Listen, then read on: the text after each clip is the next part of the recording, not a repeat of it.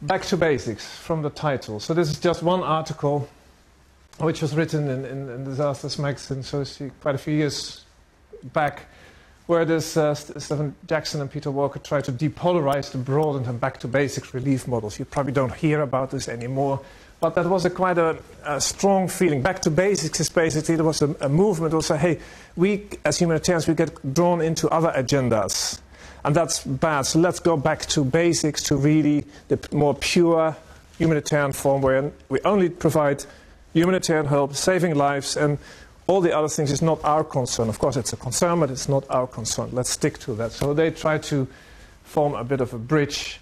So from that abstract, from that article, it reads quite a bit strong language if you look at it today, but prompted by the calls in recent years to link relief practice to peace-building, development of both, several conferences and papers have recently mounted a strong critique, seeing these broadenings of relief as eroding or corrupting core humanitarian principles and playing into neo-isolationist agendas to slash humanitarianism. So it was a bit of a strong debate. Those of you who may have been there those days, I mean, you have been to those conferences. It was strong people, okay. They're trying to bridge this gap a bit.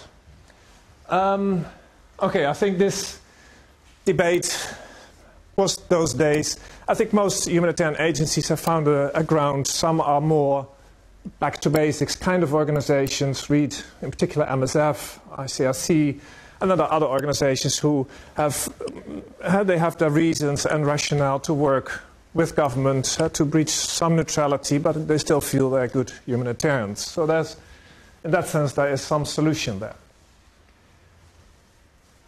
Forgive me for the French speakers, I couldn't make the repère, but I thought in humanitarian debates you have some French language. So I hope that this history of having a debate, I'm sure it will not be so strong as those days, but it will repeat itself a bit. And I think it's a debate around the role of health in what I label post-humanitarian settings. Often refer to them as post-conflict, but those conflicts are rarely over. It's in particular those areas which are still really emerging from conflict where I think this happens, rather than the conflict as a real peace which, looking back, got sustained.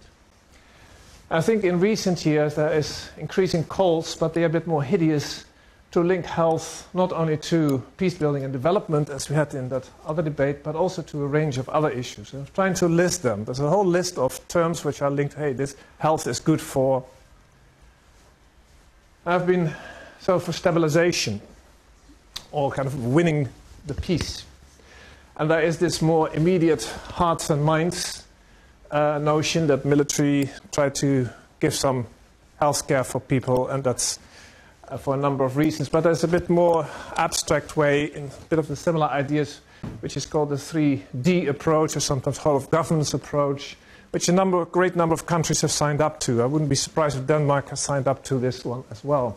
So that is the idea that you can't win this kind of war only by military defense, but you have to do diplomatic action to create peace, but you also do have development, because that's the only way that the people will sign up to the right side. It also comes under legitimization of new governments, delivering the peace dividend. Again, this peace building comes up. And of course, health is good for development, translated for health into promoting the health Millennium Development Goals. And these days, what you see, well, health should be also, if at all we want to support health, is not for health as such, but it would help in state building.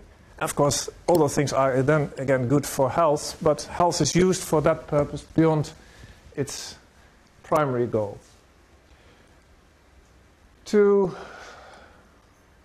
examples to illustrate this a bit.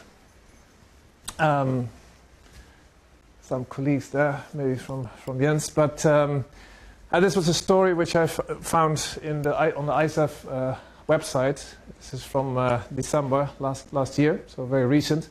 So there's this US Navy commander, Harvey Wilds. What's in the name? But the commander of the FARA Provincial Reconstruction Health Team, how you know about Provincial Reconstruction Team, medical team. So they go to FARA, so they take a number of Afghan doctors from FARA hospital, going to a village, and have a day of seeing patients. So all over they saw 1,350 patients with 6 Afghan doctors. And here they see some chickenpox cases. And then the story goes on that villagers were very happy, and they went to this village because they had neglected it a bit in the past, but now it was kind of recaptured from Taliban control. So they could go there and do this for the villagers. And villagers being very happy. The article continues because there's children and even some others, they had never seen a doctor in their lives yet. Some of the other people, they had last doctors they ever saw was 20 years ago. And a good quote from one of the women, they even didn't know that Afghanistan had 6 doctors. Mm-hmm.